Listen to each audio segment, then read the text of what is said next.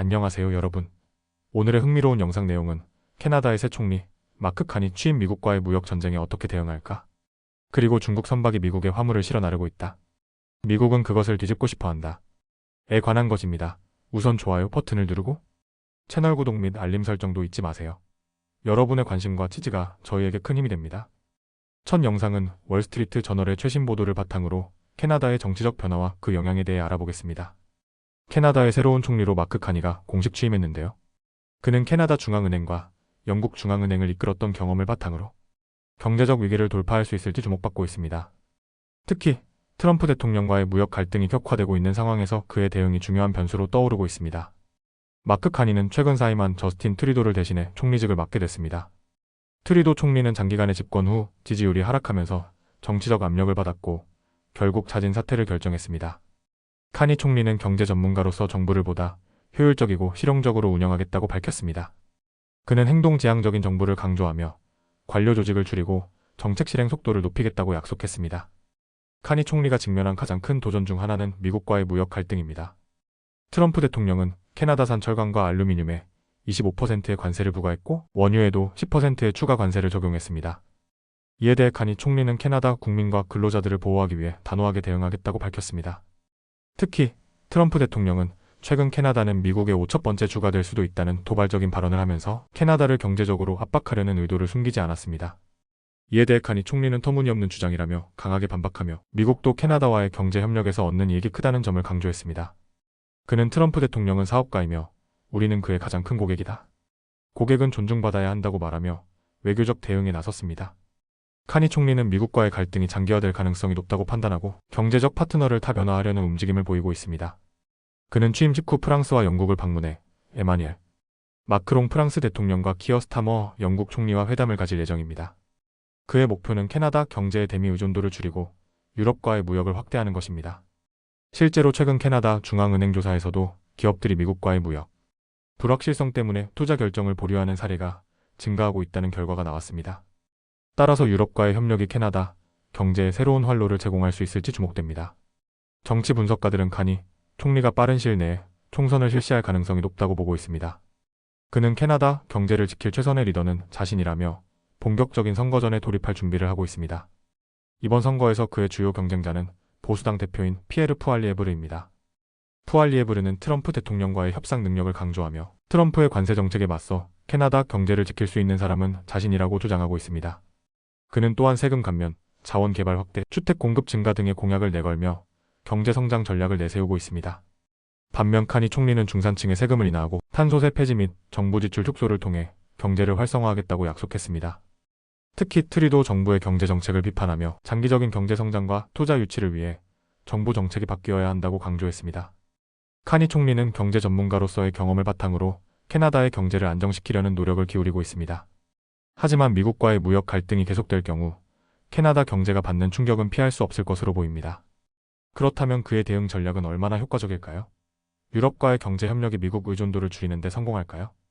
그리고 캐나다 국민들은 그의 경제 정책을 신뢰하고 계속해서 지지할까요? 앞으로 진행될 총선과 트럼프 대통령과의 무역 협상 과정에서 그 답이 점점 더 명확해질 것입니다. 다음 영상은 월스트리트 저널의 보도를 바탕으로 중국 조선업의 부상과 미국의 대응 전략에 대해 알아보겠습니다.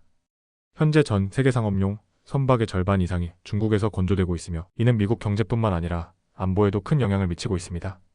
이에 트럼프 대통령과 미 의회는 미국의 조선 산업을 부활시키기 위한 강력한 정책을 추진하고 있습니다. 2002년 중국의 조선 산업은 전 세계에서 차지하는 비중이 8%에 불과했습니다. 하지만 중국 정부는 조선업을 국가적 우선순위로 지정하고 막대한 보조금을 투입하며 공격적인 성장 전략을 펼쳤습니다. 그 결과 현재 중국 조선소는 전 세계 조선 시장의 53%를 차지하고 있습니다. 이러한 성장의 원동력은 중국 정부의 강력한 개입이었습니다. 정부는 조선업체에 직접적인 보조금을 지원하고 값싼 철강을 공급하며 조선소 건설을 위한 토지를 저렴하게 제공했습니다. 그 규모는 900억 달러에 이르는 것으로 추정됩니다. 또한 중국 정부는 중소조선소를 통합해 효율성을 높이고 국가 차원의 전략적 조선업 육성 정책을 추진했습니다. 이러한 정책 덕분에 중국산 선박은 품질뿐만 아니라 가격 면에서도 세계 시장에서 강력한 경쟁력을 갖게 되었습니다. 예를 들어 필라델피아에서 건조하는 대형 선박의 비용이 약 3억 3,300만 달러에 달하는 반면 중국에서는 비슷한 선박을 5,500만 달러에 건조할 수 있습니다. 이런 압도적인 가격 차이 때문에 많은 글로벌 해운사들이 중국산 선박을 선택할 수밖에 없는 상황입니다. 한때 미국은 강력한 조선업을 보유한 나라였습니다. 하지만 지금은 상황이 크게 달라졌습니다. 지난해 미국에서 건조된 상업용 선박은 전 세계 생산량의 0.1%에 불과했습니다. 반면 중국은 미국보다 232배 많은 조선 능력을 보유하고 있습니다. 미국이 조선업을 포기하면서 태평양에서 군사적 긴장이 고조될 경우 미국의 해상 물류는 심각한 타격을 받을 가능성이 높아졌습니다. 군사 전문가들은 전쟁에서 군함만으로는 승리할 수 없다며 지속적인 물류 지원이 가능한 상업용 선박이 반드시 필요하다고 지적하고 있습니다.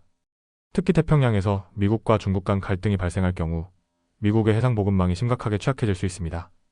이러한 상황을 인식한 미국 정부는 중국산 선박이 미국 내에서 활동하는 것을 제한하고 조선 산업을 되살리기 위한 다양한 조치를 준비하고 있습니다. 미국은 먼저 중국 조선업에 대한 직접적인 견제를 시작했습니다. 미 무역대표부는 미국 항구에 정박하는 중국산 선박에 대해 최대 150만 달러의 항만 수수료를 부과하는 방안을 검토하고 있으며 트럼프 행정부는 이를 신속하게 실행할 방침입니다. 이 항만 수수료는 스위스와 덴마크 등 글로벌 해운 대기업이 중국산 선박을 구입하는 것을 막고 다른 나라에서 선박을 구매하도록 유도하는 것이 목적입니다. 분석가들은 이 조치가 시행될 경우 글로벌 해운사들은 연간 수십억 달러의 추가 비용을 부담하게 될 것이라고 예측하고 있습니다. 그러나 이러한 조치만으로 미국 조선업을 회생시키기는 어렵습니다. 조선업은 단기간 내에 부활할 수 있는 산업이 아니며 엄청난 정부 지원과 장기적인 전략이 필요합니다. 이를 위해 미의회는 미국을 위한 선박법 십스포 어메리카 액트를 제안했습니다. 이 법안은 미국 내 조선소 활성화를 위한 연방 자금과 인센티브를 제공하며 새로운 전략적 상업 함대를 구축하는 것을 목표로 하고 있습니다. 트럼프 대통령 역시 의회 연설에서 미국은 과거에 많은 배를 건조했지만 이제는 더 이상 그렇지 않다며 미국 조선업을 다시 활성화하기 위해 강력한 세금 인센티브를 제공하겠다고 밝혔습니다. 하지만 이러한 계획이 현실화되기까지는 최소 10년 이상이 걸릴 것으로 보이며 미국 정부가 지속적인 지원을 유지할 수 있을지가 가장 큰 관건이 될 것입니다. 중국의 조선업 지배력은 단순한 경제 문제가 아니라 글로벌 안보와도 직결된 사안입니다. 미국이 조선업을 회생시키지 않는다면 향후 해상, 물류와 군사적 영향력에서도 중국에 점점 밀릴 가능성이 높습니다. 그러나 문제는 비용입니다. 미국이 조선 산업을 재건하기 위해서는 천문학적인 예산이 필요하며 단순한 항만 수수료 부과만으로는 해결할 수 없는 구조적인 문제들이 산재해 있습니다. 결국 미국 정부와 기업이 얼마나 적극적으로 투자하고 장기적인 비전을 유지할 수 있느냐가 핵심이 될 것입니다. 과연 미국이 조선업을 부활시켜 중국의 해양 지배력에 맞설 수 있을까요? 그리고 이러한 전략이 미국 경제와 군사력에 어떤 변화를 가져올까요? 앞으로의 전개를 지켜보며 추가 소식이 나오면 빠르게 전해드리겠습니다. 오늘은 여기까지입니다. 다음 영상에서 더 유익하고 흥미로운 내용으로 찾아뵙겠습니다. 이 영상은 투자 의견이 아닙니다. 매우 감사합니다.